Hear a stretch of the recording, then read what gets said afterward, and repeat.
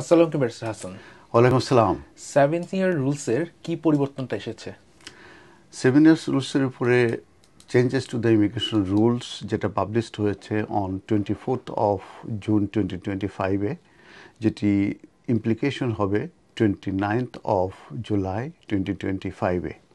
তো এখানে যে পরিবর্তনের কথা বলা হচ্ছে সেটা যেসব বাচ্চারা আউটসাইড অফ দ্য ইউকেতে জন্মগ্রহণ করেছে এবং এখানে আসার পরে তারা কন্টিনিউয়াসলি 7 ইয়ার্স থাকার পরে তারা সেটেলমেন্টের জন্য অ্যাপ্লিকেশন করতে পারবে যখন তারা 5 ইয়ার্স কমপ্লিট করতে পারবে।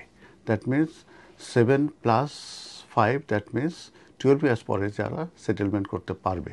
এবং একইভাবে যেসব ইয়াথ অ্যাডাল্ট আছে যাদের বয়স বিটুইন 18 and 25, তারা এই এই লিভ টু রিমেন যখন পাবে তারা 5 ইয়ার্স পরে তারা কিন্তু স্টেটে সেটেলমেন্টের জন্য তারা পাবে।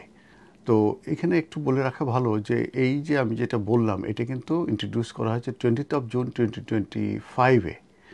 এর আগে যে রুলসটা ছিল 7 ইয়ার্স রুলস, সেটা ছিল যে কোনো বাচ্চা যদি ইউকেতে জন্ম নেয় কিংবা ইউকের বাইরে জন্ম নেয় এবং এখানে 7 ইয়ার্স যদি কন্টিনিউ করে তখন কিন্তু তারা এদেশে লিভ টু রিমেন পেত, যেটা ছিল 10 ইয়ার্স রুট টু সেটেলমেন্ট। তার মানে যারা জন্ম নিয়েছে ইউকেতে কিংবা ইউকের বাইরে জন্ম নিয়েছে তারা 7 ইয়ার্স কন্টিনিউয়াস করার পরে তারা 10 ইয়ার্স রুট টু সেটেলমেন্টে তারা এদেশে স্ট্যাটাস পেত এবং 10 ইয়ার্স কমপ্লিট করার পরে প্লাস 7 ইয়ার্স 17 ইয়ার্স পরে যে কিন্তু তারা সেটেলমেন্ট পেত।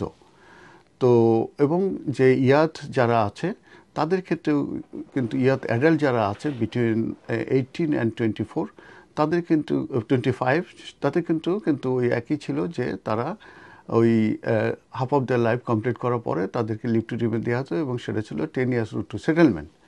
তো এই 20th of June 2022 এর পরে যেটা এই 12 বছরে করা হলো সেটেলমেন্ট, সেইটা যাতে করে ওই 20th of June 2022 এর আগে যারা এসেছে তারাও যাতে এই আইনের আওতায় পড়ে, সেই কারণেই কিন্তু এই 24th of June 2025-এ এই ইমিগ্রেশন রুলসের উপরে চেঞ্জটা পাবলিশ করা হয়েছে এবং বলা হয়েছে 29th of July থেকে এটা ইমপ্লিকেশন হবে এবং 28th of July-এর আগ পর্যন্ত যেসব ইয়াং অ্যাডাল্ট এবং যেসব বাচ্চারা আউটসাইড অফ দ্য ইউকেতে জন্ম নিয়েছে তারা যদি leave to remain 5 years complete করে, কোনো বাচ্চা যদি leave to remain 5 years complete করে আগের রুলস অনুযায়ী, তার মানে তারা 7 বছর পরে লিভ টু রিমেন পেয়েছে, তার মানে 12 ইয়ার্স তাদের যদি কমপ্লিট করে বিফোর 28th of July, তাহলে কিন্তু তারা স্টেটে সেটেলমেন্ট পাবে। ঠিক একইভাবে ইয়াথ অ্যাডাল্ট যারা আছে তারা লিভ টু রিমেনে যদি 5 ইয়ার্স কমপ্লিট করে তারাও কিন্তু স্টেটে সেটেলমেন্ট পাবে। এটাই হচ্ছে পরিবর্তন। ধন্যবাদ।